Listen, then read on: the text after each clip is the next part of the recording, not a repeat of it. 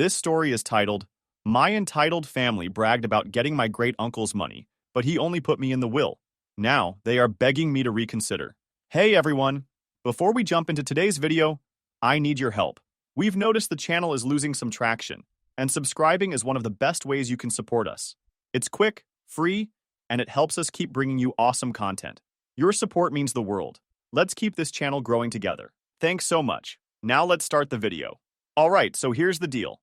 My name's Sam, 24 male, and I've pretty much been the odd one out in my family for as long as I can remember. Not because I'm struggling or anything. I actually have my life together pretty well, but because I've never fit into their little mold of what success should look like. See, my dad, Tom, is a hotshot lawyer who thinks the world revolves around courtrooms and contracts. My mom, Linda, was an RN before she retired, and she's always been the type who cares a little too much about keeping up appearances. And then there's my siblings, Brian, Lucas, and Emily. They're the golden trio. Brian owns a chain of gyms and is constantly bragging about how he's promoting health and fitness across the state. Lucas is the tech genius, running his own startup that he swears is going to disrupt something someday. And Emily? She married into money. Her husband, Nate, is a corporate lawyer, and they love posting pictures of their perfect suburban life with captions like, hard work and love, happiness. Then there's me. I'm a welder and part-time hunting guide. I love what I do. Welding is an art. It takes skill, precision, and creativity. I've built a solid career for myself, and the money's damn good. I'm talking 6 figures some years, depending on the projects I take. And the hunting guide gig? That's just for fun. It's not about the money, it's about being outdoors and sharing something I'm passionate about. But try telling that to my family. To them, I might as well be flipping burgers at a fast food joint. My mom, bless her heart, loves to ask, when are you going to stop playing with metal and get a real job? As if I'm sitting in a shed hammering tin cans together. Brian constantly tries to rope me into his gym business, saying things like, if you want to do something meaningful, I could use someone to manage operations. Thanks, but no thanks. Lucas, meanwhile, treats me like I'm some kind of caveman. You should get into tech, Sam. That's where the real money is. Real money? My bank account would like a word. I've stopped trying to explain myself to them. What's the point? They've made up their minds. And honestly, I don't care enough to change them. They can keep their judgmental attitudes. I'm happy. I'm successful in my own way, and I don't need their approval to validate my life. The only person who ever understood me was my great-uncle Jack. Jack was my grandfather's brother, and he was nothing like the rest of the family. He was the kind of guy who lived life on his own terms. He didn't care about titles or degrees. He cared about character. Jack was a lawyer too back in the day, but he gave it all up to move out to the country and live off the land. He built his own little haven, a cozy hunting cabin on 70 acres of pristine wilderness. Jack and I bonded over hunting and fishing. He taught me everything I know about tracking, shooting, and respecting nature. He didn't look down on me for being a welder. In fact, he thought it was a damn respectable trade. It's honest work, he used to say. A man who can create something with his hands will never go hungry. When Jack got diagnosed with cancer about a year ago, it hit me hard. He'd always been so full of life. It was hard to imagine him sick and frail. The family's reaction? A collective shrug. Well, he's lived a long life, Emily said. Like that made it okay to just ignore him. Nobody offered to help. Nobody even visited. They were too busy with their oh-so-important lives to care. I couldn't stand to see Jack alone, so I stepped in. I started visiting him regularly, helping out around the house, cooking meals, and just keeping him company. It wasn't always easy. I had to cut back on work hours to make it happen. But Jack was family, and family takes care of each other. At least that's how I see it. Meanwhile, the rest of the family continued living their lives as if Jack didn't exist. Emily and Nate were busy planning their next big vacation to Europe. Brian was opening another gym. Lucas was buried in some new app he was developing. And my parents? They didn't even bother pretending to care. My mom would occasionally ask, how's Jack doing? But it was more out of obligation than genuine concern. I didn't mind.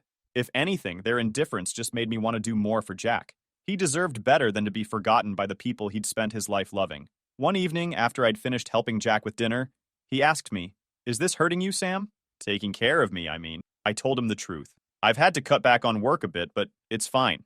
You're family, Jack. I wouldn't be here if I didn't want to be. He nodded, but I could tell he was thinking about something. You've got a good heart, kid, he said. Don't ever let them take that away from you. I didn't know what he meant at the time, but I'd soon find out. Afterwards, things start to show their true colors. Let me paint the scene. Jack was getting weaker by the day, and it was clear his time was running out. While I was spending my days helping him, making sure he ate, took his meds, and had someone to talk to, my family was nowhere to be found. To them, Jack was already gone. They acted like his existence was just an inconvenience. I'm sure Sam's got it handled, Emily said when I asked if she'd come visit him for his birthday. His 80th birthday. Lucas didn't even reply to the group text I sent out. Brian's response? Man, I'd love to, but I'm swamped with the gym opening. They weren't swamped. They were just selfish. Jack didn't complain, though. He was one of those people who didn't like to burden others, even when he needed help. But I could see the disappointment in his eyes every time I mentioned someone from the family. They're busy, he'd say, trying to cover for them. Busy? More like too self-absorbed to care. One evening, after I'd finished cleaning up dinner, Jack asked me to sit down. He looked serious, like he'd been thinking about something for a while. Sam, I've been meaning to ask you something, he said. Taking care of me like this, how much is it costing you? I shrugged. I'm working fewer hours, but it's the least I can do. He nodded, but he didn't look convinced. You've got a good heart, kid. You always have. I just don't want you to end up regretting this. Regret what? I asked, genuinely confused. Putting so much into helping me? The rest of them wouldn't lift a finger, and I don't want you to feel cheated because you're the only one who cares. That hit me hard. I hadn't thought about it that way because, honestly, I didn't expect anything from Jack. I was doing this because I loved him, not because I wanted a reward. I don't feel cheated, I said. If anything, I'm grateful I get to spend this time with you. They're the ones who'll regret it. He didn't say much after that, just smiled a little and nodded. A week later, he dropped the big news. I was over at his place helping him sort through some old papers. Jack had a lifetime of hunting licenses, photos, and little mementos from his days as a lawyer. He asked me to take out a specific envelope from his desk drawer. When I handed it to him, he held onto it for a second before saying, Sam, I've changed my will. At first, I thought he meant he'd added a charity or something. He was always talking about donating to wildlife conservation and veteran organizations. But then he looked me straight in the eye and said, I want you to have the cabin and $200,000 to fix it up. The rest is going to charity. I just stared at him. Why? Because you've done more for me than anyone else, he said. You've been here, day in and day out, while the rest of them couldn't even bother to call. You're the only one who truly cares, Sam. And I want you to have a real start in life, a chance to build something that's yours. I didn't know what to say. Part of me wanted to protest, to tell him he didn't have to do that. But I could see how serious he was, and I didn't want to disrespect his wishes. Jack, I don't know what to say, I finally managed. Don't say anything, he said. Just promise me you'll take care of the place. Make it your own. And don't let them take it from you. Of course, it didn't take long for the family to start sniffing around. They still had no idea about the will, but they could sense something was up. Brian called me one evening, which was weird because he never called unless he wanted something. Hey, Sam, he said, his voice all casual. So, how's Jack doing? He's hanging in there, I said, keeping it short. Cool, he said, like we were talking about the weather. Hey, I was thinking, once Jack, passes, what's going to happen to the cabin? I nearly laughed. The man couldn't even wait for Jack to die before trying to stake his claim. Not sure, I said, playing dumb. Why? Oh, no reason, he said quickly. I just thought it'd be cool to keep it in the family, Maybe we could all chip in and fix it up. By chip in, I knew he meant me doing all the work. Yeah, maybe, I said, just to shut him up. The next day, Emily texted me. Hey, Sam, I was thinking, wouldn't it be amazing if we turned Jack's cabin into a family retreat? The kids would love it. First of all, Emily doesn't even have kids yet. Second, she hadn't been to the cabin in years. The last time she'd visited, she complained about the bugs and said the place smelled like old wood. Now, suddenly, it was her dream vacation spot? I didn't respond. The entitlement only got worse. Lucas, who hadn't spoken to Jack in God knows how long, started dropping hints in the family group chat about how much land like Jack's was worth. Prime real estate, he said. Could easily sell for $1 million if developed right. I wanted to scream. These people didn't care about Jack, his wishes, or his legacy. They only saw dollar signs. Meanwhile, Jack kept declining. He was tired more often, and some days, he didn't even have the energy to leave his bed. But he never lost his sharpness. One evening, as I was helping him with his meds, he looked at me and said, You know they're going to come after you, right? I nodded. Let them try. Jack grinned. That's my boy. Jack was right. I knew they'd come for me eventually, but I wasn't worried. I'd made my peace with the fact that I wasn't their idea of successful. And now, thanks to Jack, I had something they couldn't take away, no matter how hard they tried. Little did I know just how far they'd go. By this point, Jack was in his final weeks. I was with him almost every day, helping him get through the worst of it, while my family couldn't even bother to send a card. The only time they ever mentioned Jack was when they wanted to speculate about his estate. I should have known something was up when Brian suggested a family dinner. For context, family dinners weren't a thing anymore. We barely saw each other unless it was a holiday, and even then, everyone left as soon as the pie was served. But Brian was insistent, so I agreed to go, mostly out of curiosity. The moment I walked into Mom and Dad's house, I could feel the tension. Everyone was there. Brian, Lucas, Emily, and their spouses, and they all had this fake, overly polite vibe going on. Mom greeted me with a smile so tight it looked like it physically hurt her. "Sam, you made it," she said, like I was some kind of prodigal son returning home. "Yeah, what's this about?" I asked, skipping the small talk. Brian clapped me on the back and said, "We just thought it'd be nice to get together and, talk about Jack." Red flag number 1. We all sat down at the table, and for the first 10 minutes, it was nothing but awkward chatter about work, vacations, and whatever new nonsense Lucas's tech company was up to. Then Emily decided to cut to the chase. "So, Sam," she said, putting on her best concerned sister voice, "what's Jack's plan for the cabin? You've been spending so much time with him. I figured you'd know." Red flag number 2. I shrugged. "He hasn't really said." "Well," Brian chimed in, "it'd make sense for us to keep it in the family, don't you think? Maybe we could use it as a vacation spot, like a family retreat." "Yeah," Emily said, her eyes lighting up. "I was telling Nate that the kids would love it.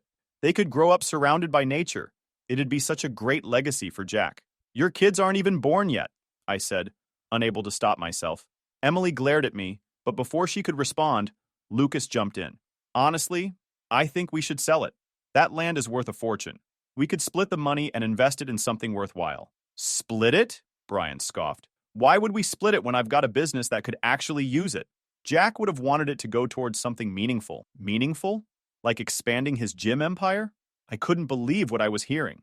They were fighting over the cabin, as if Jack was already dead. "I don't think Jack would want it sold," I said, trying to steer the conversation away from their greed. Brian leaned back in his chair, smirking. "Come on, Sam. What are you going to do with it? Weld up a hunting blind? Let's be realistic here." I wanted to punch him. Instead, I just said, "Jack hasn't made any decisions yet. You should probably talk to him if you're so interested." After that dinner, their entitlement went into overdrive. Brian started calling me almost daily, always with some new idea for the cabin. "Sam, I've been thinking, what if we turn the cabin into a rental property? We could make a killing renting it out to tourists during hunting season. I'd handle all the logistics, of course, and you could do the repairs since you're so handy." Translation: he'd profit while I did all the work. Then Emily sent me a text. "Sam, we really need to talk about Jack's estate.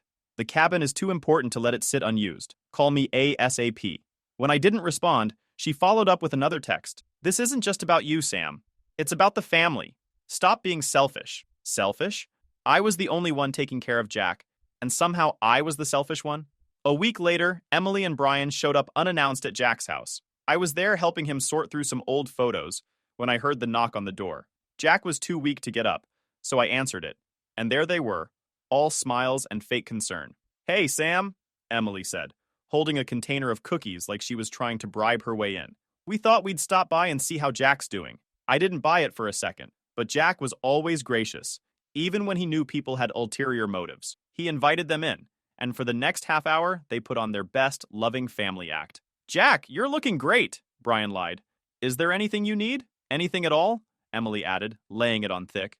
Jack just smiled politely and said, "I'm fine, but thank you for stopping by." Then Brian, who apparently couldn't help himself, said, "We were just talking about the cabin the other day. It's such a beautiful property. Have you thought about what's going to happen to it?" Jack gave him a sharp look. "I have," he said, his tone making it clear the subject was closed. That didn't stop them. After they left, Emily sent me a text. "Jack's really starting to decline. We need to start planning for what's next. Let's meet soon to discuss." Discuss? Discuss what? She didn't care about Jack's health. She just wanted to know how much she could get out of him before he passed. The entitlement hit its peak when Lucas posted in our family group chat, "Does anyone know if Jack has a financial advisor? We should make sure his estate is being managed properly." I almost threw my phone across the room. They weren't even pretending to care anymore. Jack was just a pile of assets to them, and they couldn't wait to divvy him up. That night, I told Jack about their antics. He laughed, shook his head, and said, "Let them talk. They'll get what they deserve soon enough."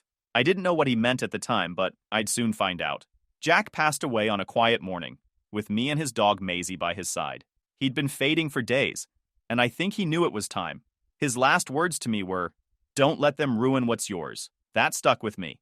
Jack had spent his final months ensuring his legacy would go to someone who cared, someone who would honor it, not squander it like the rest of them would.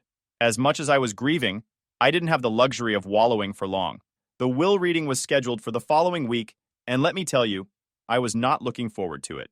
My family had been circling like vultures for months, and now the feast was finally here, or so they thought. The day of the will reading, I showed up early, mostly to mentally prepare myself. Jack's lawyer, Mr. Nelson, greeted me with a firm handshake and a knowing smile. "You ready for this?" he asked. "Not really," I admitted. He chuckled. "Well, just remember, Jack made his decisions very clear. There's no room for debate." That was comforting, but I knew my family well enough to expect fireworks. One by one, they trickled into the office. Brian came in first, dressed like he was closing some big business deal, with his shiny watch and smug grin. "Morning, Sam," he said, as if we were best buddies. Emily and Nate arrived next, Emily already in full drama mode. "This is going to be so hard," she said, clutching Nate's arm like she was about to faint. Lucas showed up last, looking bored and annoyed, like this was some meeting he'd been forced to attend. "Let's just get this over with," he said, plopping down in a chair. Mom and Dad were there too, of course, sitting in the corner like royalty overseeing their court. Mom gave me a tight smile, the kind that didn't reach her eyes, while Dad didn't even bother acknowledging me. Once everyone was seated, Mr. Nelson started reading the will. He began with the smaller items: Jack's collection of fishing gear, some antique hunting rifles, and a few personal mementos. Then came the surprising news to my family. "To my great-nephew Sam, I leave my hunting cabin and the surrounding 70 acres of land, along with $200,000 to renovate and maintain the property." You could have heard a pin drop. Brian was the first to break the silence. "What?" he said, his voice rising. "That can't be right. Jack wouldn't just give all that to Sam." Mr. Nelson didn't even look up. "It's what's written here in the will, Mr. Thompson. Shall I continue?" Emily, meanwhile, was already in tears. "This isn't fair," she sobbed. "What about my kids? Jack always said he wanted to support the next generation. How are we supposed to carry on his legacy without the cabin?" I couldn't help myself. "Your kids aren't even born yet, Emily. Maybe focus on raising them first before you start claiming Jack's legacy." That earned me a glare. But before she could respond, Lucas jumped in. "This has to be fake. Jack was smart. He wouldn't leave all his assets to one person. There must be another version of the will." Mr. Nelson calmly pulled out a second folder. "This is the most recent and legally binding version of the will, signed and notarized. If you'd like, I can walk you through the process Jack took to ensure there would be no confusion." Lucas shut up real quick. Then came the real shock: the rest of Jack's estate. He'd made it clear that everything else, his investments, savings, and other assets, was to be liquidated and donated to charities he cared about, like wildlife conservation and veteran support organizations. The room erupted. "What the hell is this?"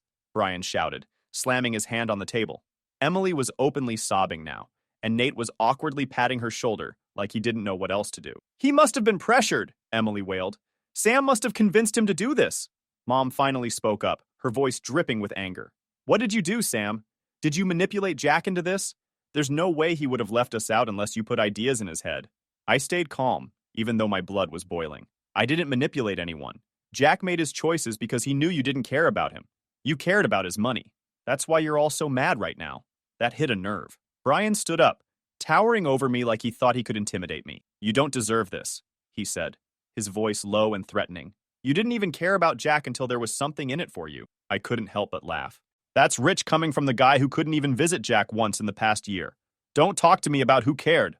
The rest of the reading was a blur of angry outbursts and passive-aggressive comments.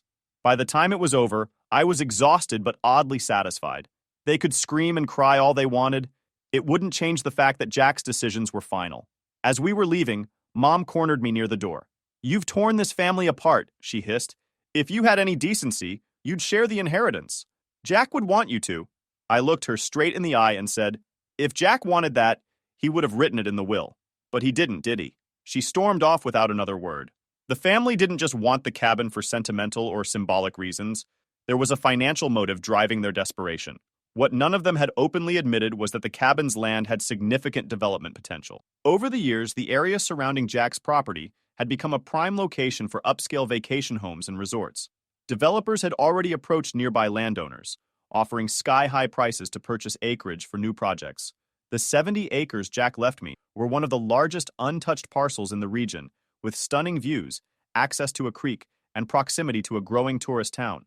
Word had spread in the community that the land could fetch upwards of $2 million if sold to the right buyer. Brian, Emily, and Lucas weren't just seeing a cabin, they were seeing dollar signs. I knew this was only the beginning of their schemes and tantrums, but I was ready for whatever came next. Jack had trusted me to carry on his legacy, and I wasn't about to let him down. For the next few weeks, I was bombarded with calls, texts, and emails from every single one of them. It didn't matter how many times I told them no, they were relentless. The first incident happened at the cabin itself. One day I came home from work to find my doorbell camera blinking with notifications. When I checked the footage, there they were. Mom, Emily, and Brian standing on the porch, trying to get inside.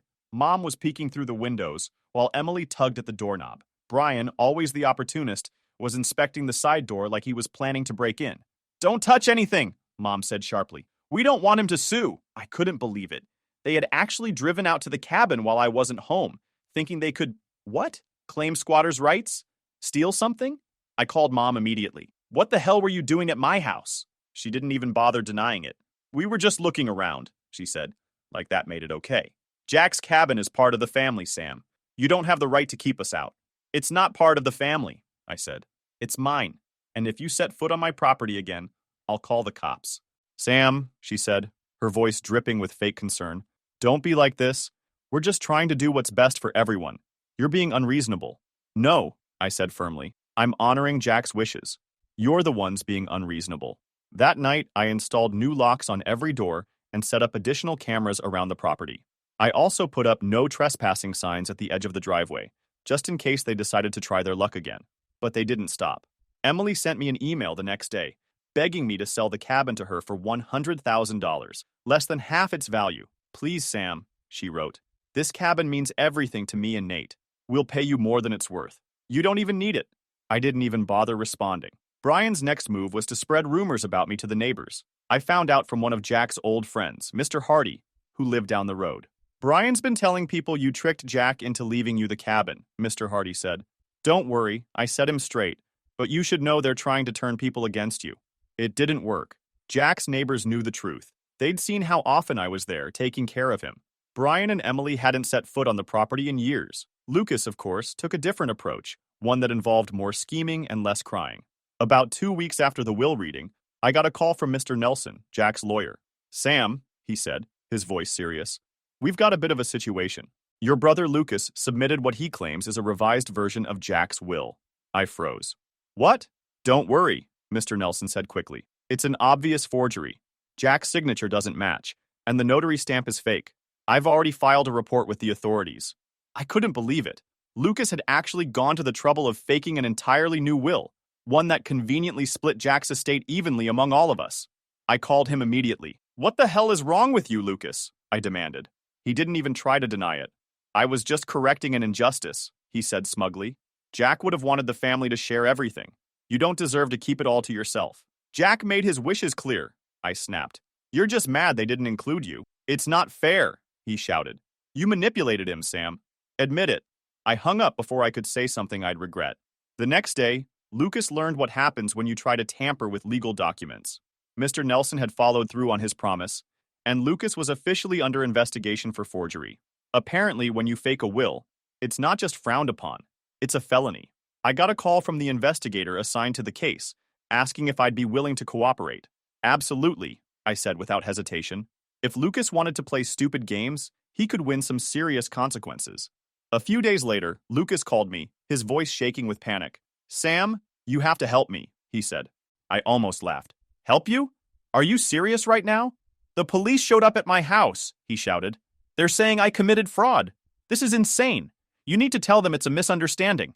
"It's not a misunderstanding," I said coldly. "You forged a will, Lucas. That's a crime. What did you think was going to happen?" "You can't do this to me," he yelled. "We're family." "Funny how you only care about family when it's convenient for you," I replied. Good luck explaining your injustice theory to the judge. Things escalated quickly after that. Lucas was charged with forgery and fraud, and he had to hire a lawyer. He tried to downplay the situation at first, claiming it was just a family dispute, but the evidence was damning. The fake will was laughably bad.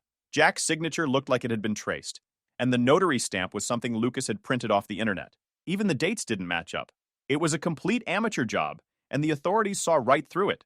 During the investigation, they found emails Lucas had sent to a shady online service offering to create fake documents. One of the emails even said, "Can you make this look convincing enough to fool a lawyer?" That alone was enough to seal his fate. At the preliminary hearing, Lucas looked like a shell of his former self. Gone was the smug tech bro who thought he could outsmart me. When the prosecutor laid out the evidence, Lucas's lawyer tried to argue that it was all a misunderstanding, that Lucas was just trying to clarify Jack's wishes. The judge wasn't buying it. "You don't clarify a will by forging signatures and faking legal documents," the judge said bluntly. Lucas eventually took a plea deal to avoid jail time, but it came at a steep price. He was slapped with a hefty fine, had to pay restitution for the legal fees I incurred during the ordeal, and was required to complete community service. On top of that, his reputation was in shambles. Word got out about the case, and his startup lost investors. The rest of the family tried to rally around him, blaming me for taking things too far. "Did you really have to involve the police, Sam?" Mom asked during one of her many guilt-tripping calls. "Lucas is your brother," I said firmly. "He's lucky he didn't end up in prison. But he was just trying to fix things," she insisted. "No," I snapped. "He was trying to steal from me. Stop making excuses for him." They didn't like that answer, but I didn't care. By the time it was all over, Lucas was a broken man. He tried to rebuild his business, but his reputation was so tarnished that most of his clients had moved on. He even had the nerve to ask me for financial help at one point, claiming he needed just a little support to get back on his feet. "Not happening," I told him. "You can figure it out on your own, just like I've been doing my entire life." He hung up on me, and I haven't heard from him since. Watching Lucas face real consequences was oddly satisfying. For once, the golden boy of the family couldn't weasel his way out of trouble. He'd always acted like he could do whatever he wanted without facing the repercussions, but not this time. By this point, I was done playing nice. I filed a police report for the attempted break-in and let the family know in no uncertain terms that I was done entertaining their nonsense. "Don't contact me again unless it's through a lawyer," I told them. Mom called me a selfish traitor. Emily cried about how I was tearing the family apart. Brian accused me of ruining Jack's legacy. And Lucas? He threatened to sue me, even though his forgery attempt had already backfired spectacularly. Through it all, I stayed calm. "You should have respected him while he was alive if you wanted to be part of it," I said every time. By the end of the month, I had completely cut them off. Their numbers were blocked, and my cabin was fully secured. Let them scheme all they want. They weren't getting a damn thing from me.